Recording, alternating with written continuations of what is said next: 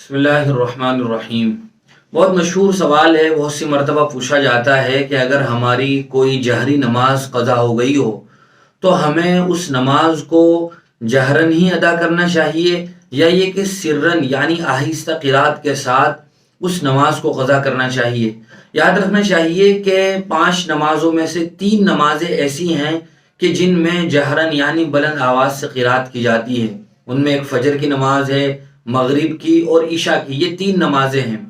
अगर कोई आदमी इनफिरादी तौर पर यानी अकेला इन नमाजों में से किसी नमाज की क़ज़ा कर रहा है तो उस अकेले नमाज पढ़ने वाले को इख्तियार है, चाहे तो वो ज़ोर से क़िरात करे या आहिस्ता क़िरात करे, उसे इख्तियार है।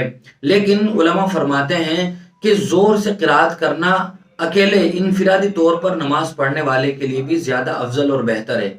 और अगर कुछ लोग हैं जिनमें सबकी ही इनमें से कोई नमाज क़ज़ा हो ही हो और वह सब एक साथ जमात के साथ अदा करना चाह रहे हों तो बहरहाल जो इमाम उनकी इमामत करेगा वो ज़ोर से यानी जहरन ही उस नमाज में क़िरात करेगा।